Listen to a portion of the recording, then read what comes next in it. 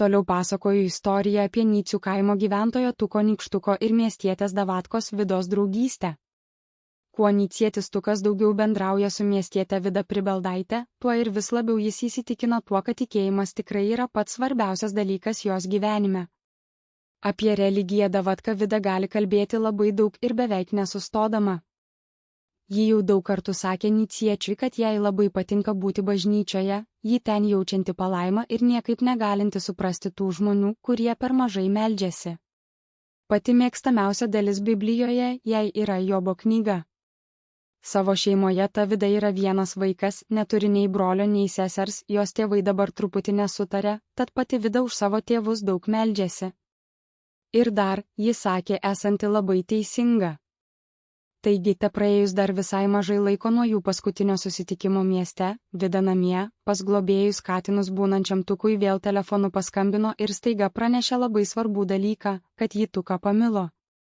Mergina prisipažino, kad jau kurį laiką yra pastebėjusi, kad Tukas taip pat irgi pakeitė jos asmeninį gyvenimą, apskritai požiūrį į vyrus ir staiga ji pradėjo jam širdyje jausti kuo tikriausius romantiškus jausmus - meilę. Tukas irgi liko priblokštas po tokio merginos prisipažinimo, juk jie dar taip mažai laiko tėra pažįstami.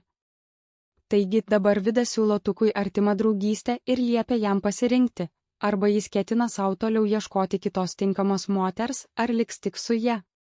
2011 m. rugpjūčio 30 diena. Šis lemiamas 2011 m. rugpjūčio 30 dienos pokalbis telefonu tarp Nycių kaimo gyventojo Tuko Nykštuko ir miestietės Vidos Pribeldaitės galėjo skambėti kaip tikras dvasinių monologų ir visiškos nuostabos mišinys. Kadangi Tukas tuo metu vis dar leido savo dienas pas globėjus Batuotą ir Kseną katinus, jam teko staiga atlaikyti didžiulį Vidos jausmų gūsį, perpintą religinėmis metaforomis. Štai kaip galėjo atrodyti šis dramatiškas jų pokalbis. Suskamba mobilusis telefonas katinų sodybos kieme šio vyro kelnių kišenėje. Nycietis Tukas paima jį rankas ir paspaudžia atsiliepimo mygtuką. Tukas, alio? Klausau. Vida, garbė Jėzui Kristui, Tukai. Čia, aš, Vida. Kaip džiaugiuosi, kad tave prisišaukiau. Žinok, ką tik baigiau savo kasdienę maldą už tėvelius, kad Viešpats suteiktų mūsų namams taikos, nes jie vėl šiandien neranda bendros kalbos. Ir staiga mane aplankė toks stiprus, toks aiškus dvasinis praregėjimas. Aš tiesiog privalėjau tau paskambinti tuoj pat. Tukas, žinoma, Vida, sveika. Kas nutiko? Kažkas rimto? Mes juk neseniai matėmės mieste, Vida, Tukai. Viskas yra daugiau nei rimta, viskas yra šventa. Tu juk žinai, kokia aš esu tikinti, teisinga mergina, aš niekada nemeluoju nei savo, nei kitiems.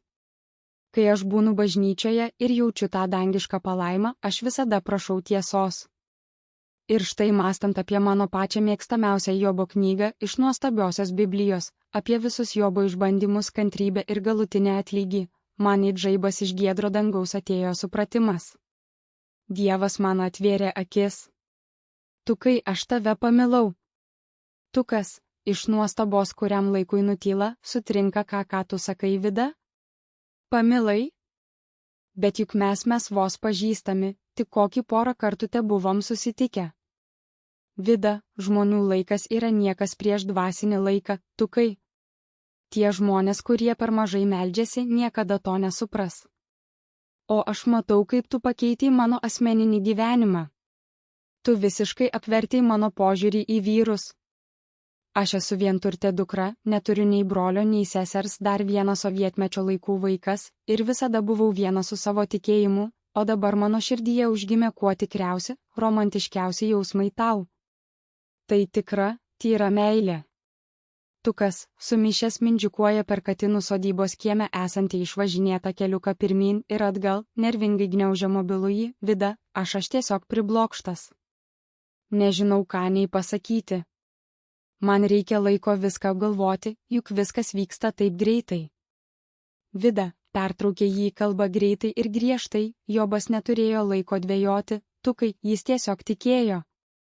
Aš esu teisinga, tvarkinga mergina ir noriu visiško aiškumo. Viešpats nemėgsta drungnų sielų.